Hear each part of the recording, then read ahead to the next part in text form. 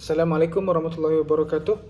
Saya Dr. Said Abdul Khalik, pakar perubatan pediatrik dan neonatologi. Hari ini saya nak berbicara berkaitan dengan satu penyakit yang agak common terjadi di kalangan masyarakat kita, iaitu febrile seizure, sawan ketika demam. So ni penyakit yang agak common, banyak berlaku, terutamanya mungkin data menunjukkan mungkin 3 ke 4% di kalangan kanak-kanak kurang 5 tahun pernah menghidap penyakit sawan ketika demam ini. Di kalangan sahabat-sahabat saya yang doktor pakar pun ada yang masa kecil-kecil tu dapat febrile seizure. Biasanya dia tidak menimbulkan banyak masalah. Umur mana yang kanak-kanak ini berisiko untuk dapat febrile seizure atau sawan ketika demam ini? Basically umur 3 bulan ke 6 tahun. Kanak-kanak yang kurang daripada 3 bulan ataupun lebih daripada 6 tahun, kalau dia ada sawan ketika demam, kita tak sepatutnya fikir pasal febrile seizure. Kita kena fikir pasal penyakit lain seperti meningitis, jangkitan kuman di otak. Ini dia antara penyakit yang berbahaya lah. So febrile seizure ni generally dia tidak menimbulkan masalah. Apa terjadinya adalah apabila kanak-kanak tu mendapat demam, kan, disebabkan demam yang panas itu menyebabkan terjadinya sawan. Dia ada jenis kita panggil simple febrile seizure dan ada complex febrile seizure. Simple febrile seizure ni adalah apabila jangka masa, durasi sawan itu berlaku kurang daripada 15 minit total dia. Kalau complex febrile seizure ialah apabila sawan tu lebih daripada 15 minit. Dan simple febrile seizure ni dia generalized seizure. Jangan seizure maknanya seluruh bahagian otak ni ada dia punya charges dia. Ada electrical charges dia dalam ada firing dekat otak dia secara general, dan kita akan nampak budak itu dia akan ada bila generalized seizure ni dia akan hilang kesedaran ni, dia tak sedar. Kalau dia boleh ketar-ketar seluruh tubuh dia lah. Ketar-ketar sama dia ketar-ketar atau dia keras macam tu, ataupun dia lembik limp macam tu. Complex febrile seizure dia boleh jadi focal seizure. Focal seizure sometimes dia masih sedar dan kadang hanya berlaku pada satu bahagian tubuh sahaja. Kemudian generalized simple febrile seizure ni pada episod demam itu, episod sakit tu dia jadi sekali saja. Kalau complex febrile seizure dia boleh jadi lebih daripada satu kali dalam satu episod demam lah. Kemudian simple febrile seizure dia tidak sepatutnya ada sebarang kesan neurologi selepas pada terkena, dan complex febrile seizure sometimes boleh ada sedikit residual, kita panggil residual neurological deficit, mungkin thoughts paralysis, dia ada lemah-lemah badan dan sebagainya. Tidak semua febrile seizure ni perlu masuk ke dalam ward. Dan macam saya sebutlah, kebanyakannya febrile seizure ni dia tidak sepatutnya menimbulkan masalah. Kanak-kanak tu sepatutnya okey. Cuma beberapa benda lah yang ibu bapa kena ingat. So kalau kanak-kanak itu dapat febrile seizure, yang pertamanya adalah risiko untuk dia dapat febrile seizure lagi sekali pada masa akan datang ada lebih tinggi. Contohnya kalau dia dah pernah kena sekali, risiko untuk dia kena kali kedua apabila dia demam adalah naik 30%. So 30% lebih risiko untuk dia dapat sawan lagi sekali kalau dia demam pada masa yang akan datang. Kalau 2 kali kena, risiko dia naik sampai 48 ke 50% kemungkinan untuk dia dapat sawan bila dia demam yang kali kedua. Dan bukan setakat pada kanak-kanak itu. Bila ada adik-beradik yang dapat febrile seizure, adik-beradik dia yang lain pun boleh naik sampai 30% risiko untuk mendapat sawan ketika demam. So yang penting adalah kena tahu risiko untuk dapat sawan sekali lagi adalah tinggi apabila dia ada demam. So apa yang ibu bapa perlu buat? Yang pertamanya adalah kena kenal pasti risiko. Nombor 2 adalah kena cegah kanak-kanak itu daripada dapat demam. So bagaimana nak cegah? So yang pertamanya, jangan exposekan. Kita tak boleh hidup dalam bubble lah kan. Tapi apa yang kita boleh buat adalah kita kena kurangkan risiko kanak-kanak itu terdedah kepada situasi yang boleh meredahkan kanak-kanak kepada penyakit. Maknanya kan, kalau orang tak sihat kan, jangan kasih dekat dengan kanak-kanak itu. Orang tak sihat, orang demam, orang sesama, jangan bagi dekat. Duduk kat luar rumah je. Kalau boleh cakap orang tak sihat, jangan datang rumah.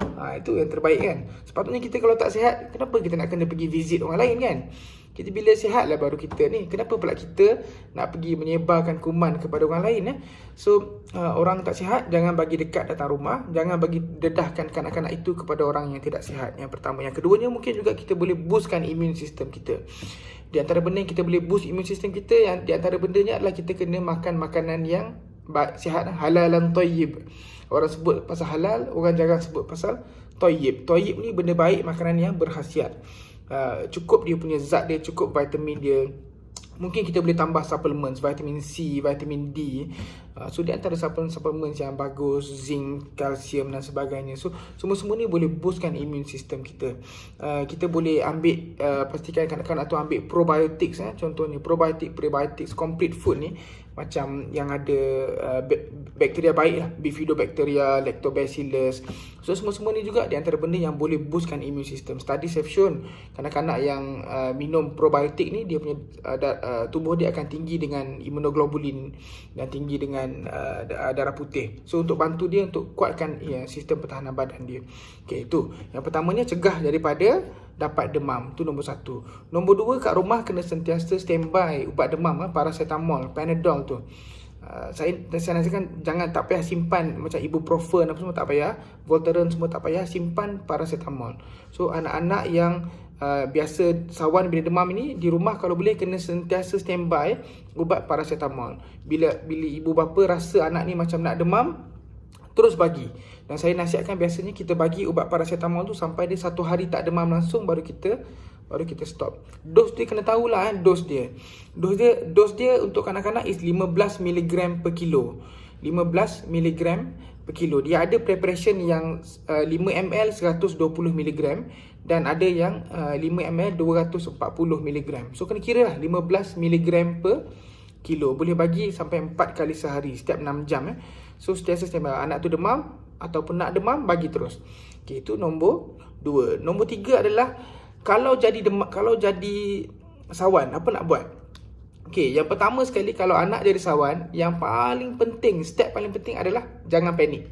Itu paling penting. Sebab saya ada pesakit, bila anak sawan, mak bapak panik. Bila panik, dia tak tahu nak buat apa. So yang pertama adalah jangan panik. Nombor 1. Nombor 2 adalah kita clearkan tempat jadi sawan tu daripada benda-benda berbahaya. Contohnya kalau jadi sawan atas jalan raya ke tepikan, ataupun ada benda-benda tajam, ada benda-benda yang jatuh atas tangga, tempat yang risiko untuk kecederaan. So ketepikan daripada benda-benda berbahaya. Itu nombor 2. Nombor 3 adalah jangan masuk benda-benda dalam mulut. Orang Melayu banyak cerita kalau anak sawan kena letak benda dalam mulut. Letak sudu, letak kain, letak jari, sebab takut sangat dia kancing gigi, gigit lidah. Kancing gigi, gigit lidah tidak ada masalah. Yang kita takut adalah dia, kalau kita masukkan sudu, gigi boleh patah ataupun sudu boleh patah ke apa benda. Yang benda ni boleh sumbat saluran pernafasan. Yang ini boleh membahayakan nyawa. So jangan masuk apa-apa pun dalam mulut kanak-kanak itu bila dia sawan. Jari ke apa, kalau dia gigit lidah, tak apa, biar. Jangan sampai kita sumbat saluran pernafasan. So jangan masuk apa-apa dalam mulut dia. Yang seterusnya adalah kita mengiringkan dia perut bahagian kiri ke bawah. Kita mengiringkan dia baring mengiring di atas lambung kiri. So maknanya perut bahagian kiri di sebelah bawah dan kita baring mengiring. Supaya apa? Supaya kadang-kadang bila dia muntah dia boleh keluar dengan mudah tanpa dia sumbat saluran pernafasan. Yang seterusnya adalah tengok jam bila dia bermula dan ada orang nasihat kalau lebih lama baru bawa hospital. Bagi saya tak payah. Jadi sawan je bawa hospital, biar kita assess, biar doktor assess sama ada perlu masuk ward atau tak. Saya prefer bila sawan ni, saya prefer masuk ward sebab kita boleh perhati lebih baik, at least 24 jam untuk kita perhatikan kalau tak ada masalah dan boleh balik lah. So tengok time, sebab kita kena gauge berapa lama, kita kena tahu berapa lama sawan tu terjadi. So itu di antara nasihat kepada ibu bapa. Dan again, seperti yang saya cakap tadi, febrile seizure ni, sawan ketika demam ini, kebiasaannya dia tidak menimbulkan masalah. Sepatutnya kanak-kanak itu tidak mempunyai sebarang komplikasi pada jangka masa panjang. Okay, alright. Kita sebarang pertanyaan boleh tanya dalam chat. Okay, Assalamualaikum.